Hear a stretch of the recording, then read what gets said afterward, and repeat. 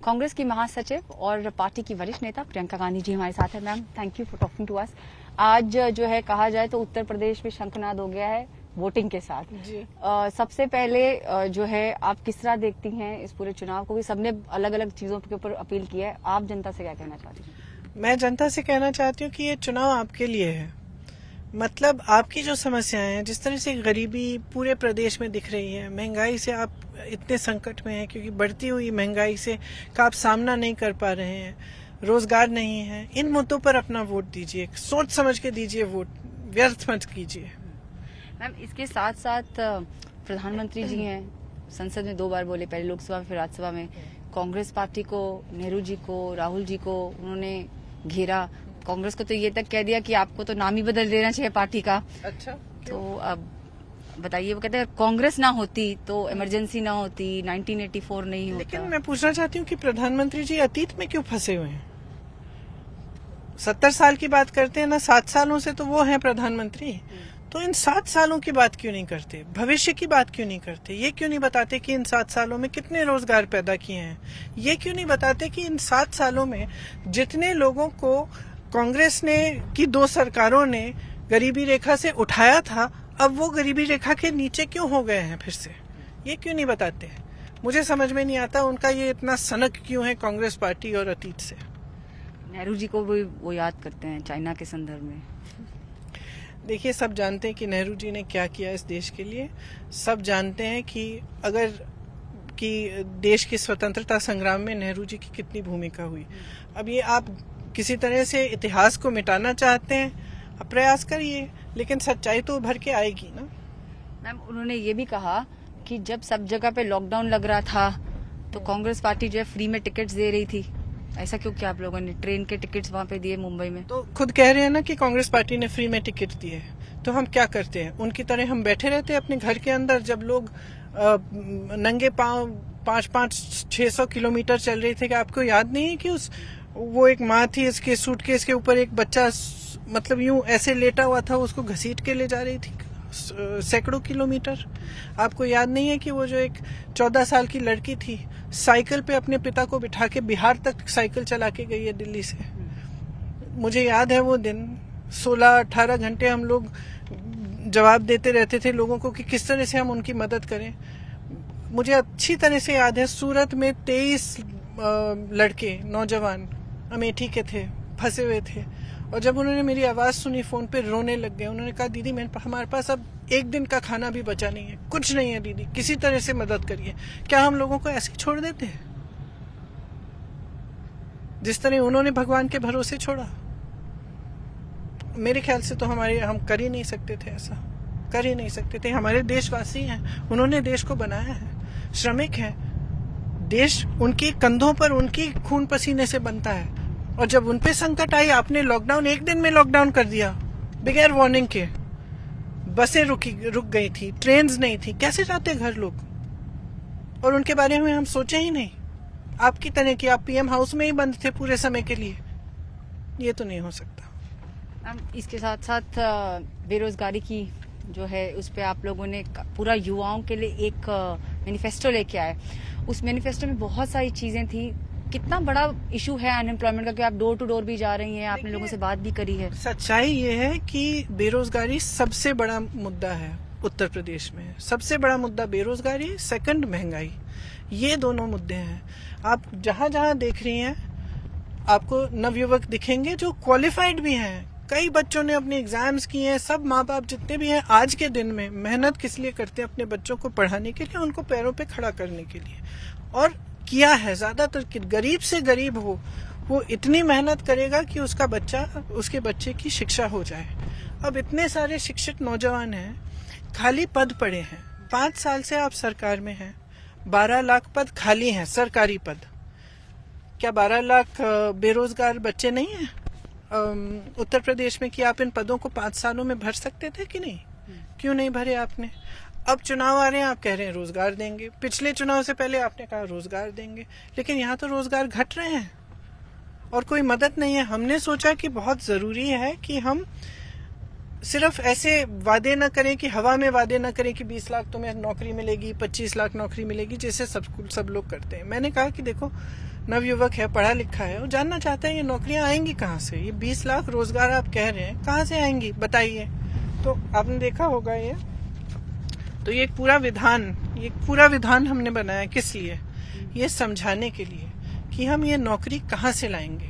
12 लाख पद खाली हैं, उनको भरेंगे, उसके अतिरिक्त 8 लाख रोजगार हम पैदा कराने में किस तरह से हम क्या नीतियां लाएंगे जिससे ये पैदा हो सके। इसमें बड़ी चीजें हैं, जैसे अगर आप एक नवयुवक हैं और आप बिजनेस खोलना चाहते हैं छोटा सा अपना, उसके लिए आपको 5 लाख रुपए 1% ब्याज पे मिलेंगे। इस तरह की बहुत सारी स्कीम्स हैं जिनकी प्रपोजल इसमें है।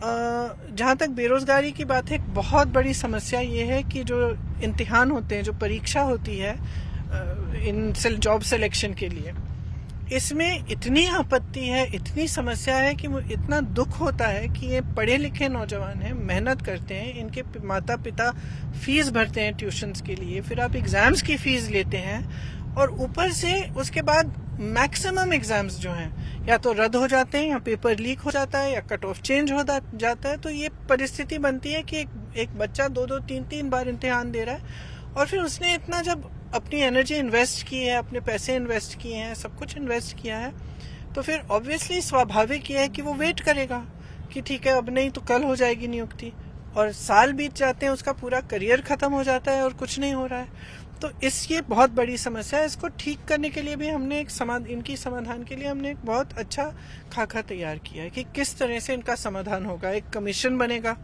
एक पूरा कैलेंडर बनेगा, जॉब कैलेंडर, जिसमें जितनी भी भर्तियां हैं हर भर्ती के लिए एक अलग कैलेंडर। इसका मतलब है कि आपका परीक्षा आपकी कब है, फिर रिजल्ट कब आएगा। आपने देखा होगा 1.5 साल बाद रिजल्ट आ रहा है। हम कह रहे हैं कि 6 महीने के अंदर अंदर परीक्षा दी, 6 महीने के अंदर अंदर नियुक्ति होगी। और अगर इस कैलेंडर में किसी ने फेरबदल करने की कोशिश की तो उस पर कड़ी से कड़ी उस पर कार्रवाई की जाएगी और उसके लिए हम कानून भी लाएंगे। तो ऐसी बहुत सारी चीजें हैं इस भर्ती विधान में, जरूर पढ़िए और ऑनलाइन भी अवेलेबल है ये, इसको जरूर पढ़िएगा क्योंकि इसमें जो भी नौजवान हैं, जो आप अपने भविष्य के लिए वोट दीजिए। देखिए जो बातें ये सब कर रहे हैं, चर्बी निकालने की बातें, गर्मी निकालने की बातें, इससे आपके पेट में खाना नहीं होगा और इससे आपकी कमाई नहीं होगी। आपकी कमाई तब होगी जब आपके लिए एक ऐसी सरकार आएगी जो आपके भविष्य के लिए सोचे, और इसमें हमने एक पूरा खाका तैयार किया आपके भविष्य के लिए। तो इसको पढ़िएगा जरूर वोट देने से पहले। अनएम्प्लॉयमेंट की बात हो रही है, कल राज्यसभा में सरकार ने एक क्वेश्चन का आंसर देते हुए कहा कि पिछले 3 साल में 9,000 से ज्यादा लोग हैं उन्होंने बेरोजगारी की वजह से सुसाइड किया है, और 16,000 से ज्यादा लोग हैं जिन्होंने दिवालिया होने की वजह से जो है वो सुसाइड किया है। कैसे देखते हैं? अब देखिए ये जितने भी छोटे कारोबार हैं, छोटे दुकानदार, चाहे आप रेड़ी ठेले वाले की बात करें, चाहे आप एक्चुअली जो किराने की दुकानें हैं, छोटी दुकानें हैं, जिनका छोटा छोटा बिजनेस है, कई जगह जैसे अभी हम मुरादाबाद जा रहे हैं, छोटे छोटे मैन्युफैक्चरिंग यूनिट्स भी हैं जो एक्सपोर्टर्स को सप्लाई करते होंगे। इस तरह के जो छोटे मैन्युफैक्चरिंग यूनिट्स और कारोबार हैं, सबसे बड़ी दिक्कत पिछले 5-6 सालों में इन्हीं को हुई है। क्यों? क्योंकि जब नोटबंदी आई तो इसका बोझ उन्होंने ही उठाया। काला धन की बड़ी बातें की गई, लेकिन एक्चुअली सबसे ज्यादा नुकसान तो उन्हीं का हुआ है, छोटे दुकानदारों का और बिजनेसेस का। उसके बाद नोटबंदी के बाद आपका ये जीएसटी आया। जीएसटी में इनका एक्चुअली खर्चा बढ़ा अकाउंटेंट के लिए, ये वो अलग अलग तरह की जीएसटी, कंफ्यूजन, बड़ी मुश्किल हुई उसकी वजह से। और तीसरी बात कोरोना और लॉकडाउन।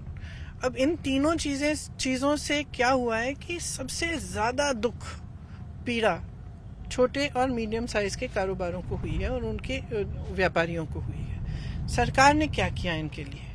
आप सरकार की नीतियां देखिए और नियत भी देखिए। पूरी जो ये भी बजट जो निकला इसमें क्या था इनके लिए? कुछ नहीं था। जबकि आप बड़े बड़े पीएसयूज अपने 2 मित्रों को बेच रहे हैं, आपने लगभग पूरे देश की संपत्ति 2 लोगों को सौंप दी है और उनके लिए आपकी सारी पॉलिसीज बन रही हैं, चाहे टेलीकॉम की पॉलिसीज, चाहे पेट्रोलियम की पॉलिसी, उनके लिए बन रही हैं। आप एक पॉलिसी नहीं बना पाए स्मॉल और मीडियम इंडस्ट्रीज को मजबूत करने के लिए, जबकि पूरी दुनिया जानती है कि देश की रीढ़ की हड्डी यही है। अगर आप जॉब्स की बात करें तो ये दोनों चीज बहुत ये जुड़ी हुई चीजें हैं। जॉब्स कहाँ से आएंगे? जॉब्स अंबानी जी और अडानी जी नहीं दे रहे हैं। जॉब्स आएंगे छोटे और मीडियम बिजनेसेस से, छोटे और मीडियम मैन्युफैक्चरिंग यूनिट से और मैन्युफैक्चरिंग को मजबूत करने से। तो आप सिर्फ इनको मदद करने से आप पीछे हट रहे हैं, ये एक बात है, ठीक है, आपने इनके बारे में सोचा नहीं, लेकिन आप देश के बारे में भी नहीं सोच रहे हैं। आप तमाम जो बेरोजगार नौजवान हैं उनके बारे में भी नहीं सोच रहे हैं। तो बहुत जरूरी है कि अगर हमें रोजगार बनाना है और अगर हमें छोटे और मीडियम इंडस्ट्रीज को मजबूत करना है तो हमारी नीतियां उस तरह से बननी चाहिए, जो इस सरकार ने नहीं किया है। और बहुत ज्यादा दुख की बात है, आपने देखा होगा बागपत में भी क्या हुआ जी। मतलब ये तो बिल्कुल एक अनप्रेसिडेंटेड चीज है, अभूतपूर्व। पहले कभी मेरे ख्याल से ऐसा दुनिया में ही नहीं हुआ होगा। और किसी की इतनी पीड़ा, और भाजपा का सपोर्टर था वो, उसकी इतनी पीड़ा कि उसको ऐसा करना पड़ा, बहुत ही दुखद है। और मेरे ख्याल से जितने भी छोटे दुकानदार हैं, छोटे बिजनेस वाले हैं, वो समझते हैं इस पीड़ा को, क्योंकि सब गुजर रहे हैं इससे। जब मैं गाजियाबाद गई, नोएडा गई, मैं भी दुकानों के अंदर गई और यही स्थिति पता चली मुझे कि सबकी यही है। कहीं पे एक दुकान में मैं गई, वहाँ पे उन्होंने कोरोना की वजह से बिजनेस नहीं हुआ, बच्चों की फीस भरनी थी, लोन ले लिया, अब लोन भर नहीं पा रहे हैं। पति पत्नी दोनों काम कर रहे हैं दिन रात, सुबह से शाम तक, लेकिन लोन भर नहीं पा रहे हैं। तो ये जो परिस्थितियां आई हैं, इसकी ठीक है, जो भी हुआ, कोरोना हुआ, जो भी हुआ, उसकी वजह से अगर आई, आपकी नीतियां, सबसे पहले आपकी नीतियां थी, उसके बाद कोरोना, अब तो मदद करिए। जब लोग चीख रहे हैं, चिल्ला रहे हैं, कह रहे हैं मदद कर दीजिए हमारी, तो अब तो करिए ना। प्रियंका मैम, आपने पूरा ये जो है स्ट्रेंथन करने का ऑर्गेनाइजेशन को, उत्तर प्रदेश सबसे टफ है कांग्रेस के लिए, टफ तो है। और ये देखिए हमारे लिए एक बहुत लंबी जर्नी है एक तरह से, क्योंकि ये शुरुआत है हमारे लिए। पिछले 30 सालों में पहली बार शायद कांग्रेस 400 सीटों पे लड़ रही है। ये एक पहल है और यहाँ से अब हम अपने आप को आस्ते आस्ते मजबूत करते रहेंगे। सब कहते हैं प्रियंका गांधी बहुत मेहनत कर रही हैं, लेकिन चुनाव नहीं जीत पाएंगे। जब ये क्रिटिसिज्म आते हैं, इसको कैसे देखते हैं आप? देखिए, क्रिटिसिज्म नहीं है, मेरा काम है काम करना, मेहनत करना। मेरा काम है संगठन को मजबूत करना। क्यों? सिर्फ अपने लिए नहीं, अपनी पार्टी के लिए नहीं, लेकिन संगठन जब मजबूत होगा तभी लोगों की आवाज उठाई जाएगी। यहाँ उत्तर प्रदेश में लगभग तानाशाही चलती है, कोई आवाज उठाता है तो उसको दबाया जाता है। एक ही कांग्रेस पिछले 2 सालों से लगातार जनता की आवाज उठा रही है और उनको दबा नहीं पाए हैं। तो अगर जितना मजबूत हमारा संगठन बनेगा, उतनी मजबूती से जनता की आवाज उभरेगी। और जनता बहुत त्रस्त है, बहुत परेशान है। तो ये हमारा काम है, हम करते रहेंगे। आप यहाँ पर स्ट्रेंथन कर रहे हैं, थ्रू आउट इंडिया भी जो कांग्रेस के अदर जो ऑर्गेनाइजेशन सेटअप्स हैं, प्रदेश कमेटीज हैं, वहाँ पर भी कर रहे हैं, लेकिन प्रधानमंत्री बोल रहे हैं कि कांग्रेस को ऐसा लग रहा है अगले 100 साल तक सत्ता में नहीं आना चाहती वो कह रहे हैं कि कांग्रेस को लगता ही नहीं कि 100 साल में आए तक। भाजपा पे कंसंट्रेट करें, उनको कांग्रेस की इतनी क्यों चिंता है? वो अपनी पार्टी पे कंसंट्रेट करें। वो कभी कहते हैं परिवारवाद, फिर जितने भी नेता पुत्र हैं उनको तो वही ले लेते हैं। यही अगला सवाल था कि उन्होंने कहा कि डायनेस्टी वो उनके भाषण इतनी बारी डायनेस्टी। अगर आपको परिवारवाद से परहेज है तो आपने इतने सारे नेता पुत्र कांग्रेस से लिए क्यों? आपको तो एक परिवार से परहेज है जिसको आप दबा नहीं सकते किसी भी हालत में, कुछ भी कर लें, और आप जानते हैं, इसीलिए तो आपको इतनी चिंता रहती है कांग्रेस की। अच्छा, इसके साथ साथ एक सवाल जो है वो है कि अजय कुमार टेनी, आप खुद भी गई थी रात को, बहुत सबने देखा कि किस तरह से आप गई और क्या संघर्ष किया, फिर उसके बाद आपको जो है वहाँ पे जेल में भी रखा गया, वहाँ पे पुलिस स्टेशन के अंदर भी अरेस्टेड थी। लेकिन लखीमपुर खीरी का जो मसला है उसमें ना तो सदन में बहस हुई, ना ही अभी तक कुछ एक्शन लिया गया। कल प्रधानमंत्री जी से पूछा गया तो उन्होंने कहा कि सुप्रीम कोर्ट के हिसाब से काम चल रहा है। तो मैं पूछना चाहती हूँ कि कोई नैतिकता है, कोई नैतिक जिम्मेदारी है देश के देशवासियों के प्रति, किसानों के प्रति? आपके मंत्री के बेटे ने ऐसा किया, सबसे पहले तो आप तैयार ही नहीं थे कि उसको अरेस्ट भी करें। आप उसके लिए खूब संघर्ष किया, राजनीतिक दलों ने, किसानों ने, तभी जाके उनको आपने अरेस्ट किया।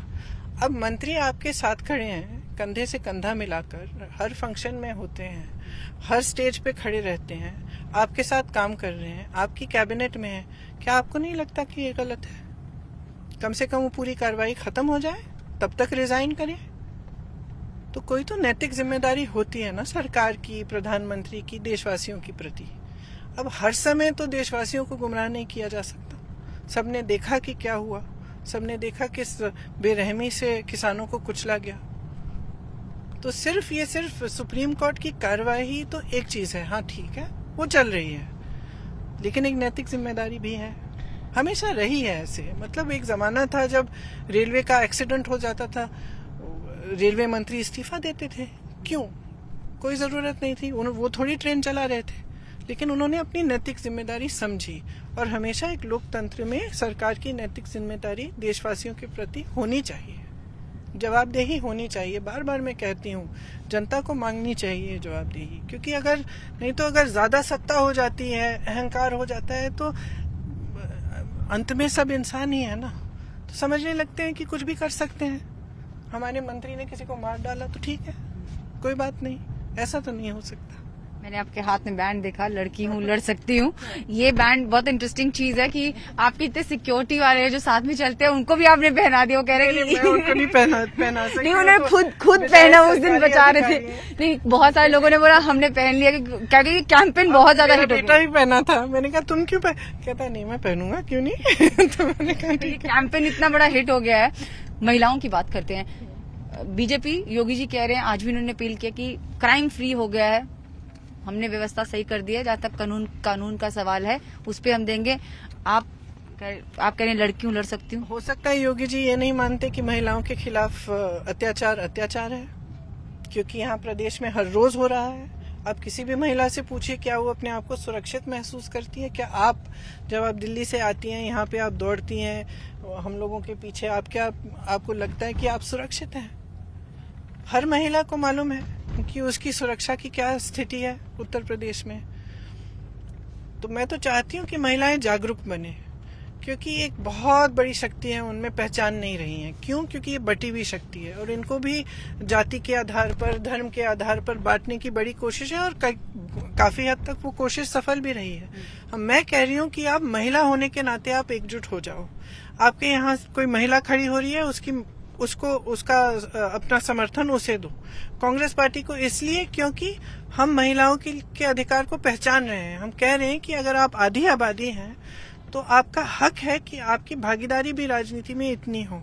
और सिर्फ वो नहीं कह रहे हैं, हम कह रहे हैं जैसे रोजगार में 40% सरकारी रोजगार आपको मिलने चाहिए, पुलिस में 25% जो भर्तियां हैं महिलाएं होनी चाहिए, ताकि आप हमारी सुरक्षा बढ़े, ताकि जहां जहां अगर महिला के साथ कोई अत्याचार हो रहा है, वो पुलिस स्टेशन जाए, उसको महिला मिले, तो कम से कम उसकी सहानुभूति तो होगी। तो बहुत बार अब योगी जी कह रहे हैं कि लॉ एंड ऑर्डर की बात करते हैं, लेकिन जहां जहां महिलाओं पर अत्याचार हो रहा है, तो मैंने 90% केस में देखा है कि FIR दर्ज नहीं हो रहा है, क्योंकि अत्याचार करने वाला जो है वो कहीं ना कहीं पॉलिटिकली कनेक्टेड होता है, उसका कहीं ना कहीं राजनीति से या सत्ता से वो जुड़ा हुआ है। तो पुलिस प्रशासन उसी की मदद करती है और FIR दर्ज नहीं होता। फिर ऊपर से महिलाओं के कुछ हो गया, महिला के साथ अत्याचार हो गया, और लोग कह रहे हैं, महिला की बुराई कर रहे हैं कि कहीं ना कहीं उसने गलती की है जब अत्याचार उस पर हुआ है। तो ये सब चीजें ठीक कैसे होंगी अगर महिलाएं समझेंगी नहीं, अगर आप एकजुट नहीं होंगी मेरी बहनें, तो बदलाव कैसे आएगा? आपने एक बहुत बड़ा, इसको रेवोल्यूशन भी बहुत सारे लोग कह रहे हैं, एक बहुत बड़ा रिफॉर्म भी इंट्रोड्यूस किया है एक तरीके से। आपने कहा कि इलेक्टोरली जो है अब आप लोग सशक्त हो जाइए। आपने 40% महिलाओं को जो टिकट देके फर्स्ट टाइम जो है उतारा है। How difficult it was, how specially सबसे पहले तो आप, मुझे गारंटी है कि पार्टी के अंदर भी बहुत सारे लोगों ने कहा कि अरे ये नहीं हो सकता, बट देन आपने कैसे सबको अंदर कन्विंस किया? मेरी पार्टी ने कहा, बाहर के लोगों ने कहा, दूसरी पार्टियों ने कहा, सबने कहा कि मिलेंगी नहीं महिलाएं। और स्थिति एक्चुअली ये बनी कि हर विधानसभा में 4-5 महिलाओं ने अप्लाई किया। ठीक है, पहल है, तो हम देखेंगे कि कितना अच्छा करेंगी, कितनी लड़ने में सक्षम है, लेकिन जो भी होगा, चाहे जीते चाहे हारी, खड़ी होंगी और खड़ी हुई हैं, और एक पहल हुई है, और अब इससे पीछे नहीं हट सकते। तो अगले चुनाव में और मजबूत हो जाएंगी। वो सीख गई हैं कि किससे, मैं हस्तिनापुर गई थी, वहाँ पे अर्चना जी थी, तो वो बता रही थी, अपने अनुभव बता रही थी। और मेहनत ही है, बहुत मेहनत कर रही है बेचारी, इस तरह से बहुत मेहनत कर रही है, बहुत कोशिश कर रही है, और मेरी तो आशा है कि सफल रहें। मुश्किल था सबको ढूंढना, कन्विंस करना आपके लिए? ढूंढना बिल्कुल मुश्किल नहीं था। जब महिलाओं को पता चला तो खूब महिलाओं ने आवेदन पत्र भेजे, तो मुश्किल नहीं था ढूंढना। आप महिलाओं से इंटरेक्ट? मौका नहीं मिला है, कई जगह हैं जहाँ पे मौका नहीं मिला है महिलाओं को पहले लड़ने का, तो हाँ वहाँ पे संगठन की मजबूती और उनको सपोर्ट देना ये सब तो जरूरी है, लेकिन लड़ रही हैं। अच्छा है, बहुत अच्छा लगता है कि इस देश में हमने एक, और वो भी उत्तर प्रदेश में जहाँ इतनी पेट्रियार्की है, यहाँ से हमने शुरुआत की इसको हम महिलाओं को आगे बढ़ाने की, तो अच्छा लगता है। मैं कर पाई, इसके लिए मुझे थोड़ा गर्व भी है अपनी पार्टी पे भी गर्व है आपको। पार्टी से अगर हम पूछें तो आपने एक स्पेशल मैनिफेस्टो महिलाओं के लिए भी निकाला, उसमें कौन सा ऐसा एक पॉइंट है अपार्ट फ्रॉम 40% जो आपने टिकट्स का दिया है, जो कि एक बहुत ही यूनिक आश्चर्य कहा जाए, बहुत महिलाओं को स्ट्रेंथन करने का? इसके साथ अगर एक और आपसे पूछा जाए और कौन सा एक है? स्कूटी तो इज हिट, वो तो यंगस्टर्स ने उसके लिए सब इतने, स्कूटी तो हमारे मैनिफेस्टो से लेकर योगी जी ने अपने में भी डाल दिया है स्कूटी, मोबाइल फोन, काफी ऐसे सुझाव थे हमारे जो उन्होंने लिए। इस पे भी मुझे गर्व है कि देखिए, पहले तो महिलाओं की कोई चर्चा भी नहीं हो रही थी, अब इस चुनाव में हमने मजबूर कर दिया कि आप महिलाओं की बात करो, महिलाओं के लिए आप क्या करना चाहते हो। तो सारी पार्टियां हैं अब महिलाओं पे के लिए अलग अलग घोषणाएं करने लगे हैं। तो मैं ऐसा एक नहीं निकाल सकती, लेकिन हाँ हर सेहत के लिए, जैसे सेहत के लिए हमने कहा है कि हर जो ब्लॉक में जो पीएचसी होता है उसमें एक महिलाओं के लिए एक अलग कमरा होगा, वहाँ पे महिला डॉक्टर होंगी, वहाँ पे उनको ये सुविधा मिलेगी। फिर शिक्षा के लिए हमने कहा है कि हम कुछ ऐसी पाठशाला हम स्टार्ट करेंगे महिलाओं के लिए ही, जो केंद्रीय विद्यालय के मॉडल पे होगी, जहाँ पे उनका हुनर, उनको भी अपनी सुरक्षा के लिए पूरा एक अलग तरह की शिक्षा मिलेगी। फिर हमने रोजगार में कहा है, जैसे मैंने कहा कि 40% सरकारी रोजगार महिलाओं को मिलेंगे, 25% भर्तियां जो पुलिस में होंगी वो भी महिलाओं को मिलेंगी। महिला अपना बिजनेस स्टार्ट करना चाहे तो उनको सुविधा मिलेगी, सपोर्ट मिलेगी। छोटा सा अपना कारोबार स्टार्ट करना चाहे उसको सपोर्ट मिलेगा। तो इस तरह से हर चीज में, चाहे सेहत हो, चाहे शिक्षा हो, चाहे सुरक्षा हो। सुरक्षा में अहम बात यह है कि हमने कहा है कि अगर महिला पर अत्याचार हुआ और 15 दिन के अंदर उसके मतलब वो एफआईआर दर्ज न हो, तो जिस अधिकारी ने उसको रोका है उसको हम सस्पेंड करने का कानून लाएंगे। तो हमने ऐसी चीजें, जो हमारा अनुभव रहा है, जहां जहां हम गए हमने देखा कि ये समस्या है, तो उसको सुलझाने के लिए हमने बहुत ऐसे अच्छे सुझाव दिए, और जरूर पढ़िएगा। और ये अपनी आदत बनाइए, सिर्फ कांग्रेस पार्टी से नहीं, एक आदत बनाइए कि हर पार्टी से आप पूछें कि आप हमारे लिए क्या कर रहे हैं, और फिर देखिए उन्होंने कुछ कहा आपको चुनाव के समय, किया है कि नहीं किया है। नहीं किया है तो वापस आप उनको मत लाइए सत्ता में। तो मैं आपसे आग्रह करूंगी कि जो हम कह रहे हैं उसको पढ़िए, समझिए, सोचिए उसके बारे में, और तभी अपना वोट डालिए। मेरे लास्ट 2 क्वेश्चंस हैं और क्विक क्वेश्चन है। पहला तो क्वेश्चन है, प्रधानमंत्री ने ये भी कहा कि जब हम हारते हैं तो समझते हैं कि सामने वालों ने कैसे गुमराह किया। अब ये जो इलेक्शन का रिजल्ट आएगा उसको आप कैसे देखती हैं? तो जब कोई और जीतता है तो उन्होंने गुमराह किया, आप जीतते हैं तो, है ना। लास्ट क्वेश्चन, आपकी खुद की जर्नी कैसे रही? क्योंकि ये पहली बार है जब आपके नेतृत्व में पूरे की पूरी पार्टी जुटी और आपने एक चैलेंज की तरह एक्सेप्ट किया कि ये जो है मैं उत्तर प्रदेश को पूरी तरह से संभालूंगी। हमने देखा कैसे सिंधिया जी चले गए थे, तो पहले आप ईस्ट को देख रही थी, फिर पूरा वेस्ट को आपने संभाला। आपकी खुद की पर्सनल जर्नी कैसी रही? बिकॉज आई स्टिल रिमेम्बर, पहले अमेठी रायबरेली में ही हम रहते थे और पूछते थे आपसे हर बारी की पूरा कब करेंगे, तो आप कहते नहीं अभी यहीं पे है। अब पूरा उत्तर प्रदेश है, तो आपकी खुद की पर्सनल जर्नी, खुद का पर्सनल एक्सपीरियंस कैसा रहा? बहुत ही इंटरेस्टिंग अनुभव रहा। मैंने बहुत सीखा है सचमुच। मैंने जो जमीनी राजनीति होती है और जो परिस्थितियां हैं, जनता की परिस्थितियां हैं, किस तरह से जी रहे हैं, कैसे कैसे समस्याओं का सामना कर रहे हैं, बहुत सीखा है। संगठन के बारे में बहुत सीखा है। शुरू में बहुत मतलब मैंने सोचा कि सब यंग होने चाहिए, 45 साल के सारे जिलाध्यक्ष बनने चाहिए, और काफ़ी मैंने बहुत बड़े चेंजेस किए। आस्ते आस्ते पता चला कि नहीं, ठीक है, ये चेंजेस होने चाहिए, लेकिन सबको साथ लेकर होने चाहिए, बड़ों से बात करके, बड़ों की सलाह लेके, बड़ों की का इतना अनुभव है उनको भी जोड़कर, उस अनुभव से समझकर, तो काफी मतलब अलग अलग अनुभव रहे हैं, बहुत अच्छा भी अनुभव रहा है। और मैं लड़की हूँ, लड़ सकती हूँ, और मेरा अंत में मैं यही चाहती थी कि हम लड़ें और पूरी अपनी ताकत से लड़ें, जितनी भी ताकत है उतनी पूरी ताकत झोंकते हैं और लड़ें, और यही हमने किया है। तो जैसे गीता में भी लिखा है ना कि काम करना है और फल नहीं देखना है, सिर्फ काम काम के लिए अपनी जगह है, तो हम वही कर रहे हैं। मैंने कहा था लास्ट क्वेश्चन है, बट एक क्वेश्चन बस रह गया। Both Rahul ji and Sonia ma'am, वो कुछ जब आप जाती हैं कुछ बताते हैं, कुछ टिप दिए थे कि जब जा रही थी कि नहीं कहा था कि फुल कॉन्फिडेंट जाइए? राहुल सर ने क्या कहा था और सोनिया मैम ने क्या कहा था? नहीं, राहुल तो हमेशा बहुत इनकरेज करते हैं, कहते हैं कि जाओ लड़ो, तुम लड़ो, लड़ो तुम लड़ सकती हो, जाओ लड़ो, तुम करो, संघर्ष करो, कोई बात नहीं, मुश्किल है तो कोई बात नहीं, और माँ तो माँ है, तो हमेशा अपना ध्यान रखो, क्यों इतना कर, थोड़ा कम करो, थोड़ा रेस्ट लिया करो, खाना खाया है ये नहीं, तो इस तरह का है। Thank you. तो ये थी प्रियंका गांधी जी हमसे बात करते हुए। कैमरा पर्सन गुंजीत कुमार के साथ मैं सुप्रिया भारद्वाज, आज तक उत्तर प्रदेश।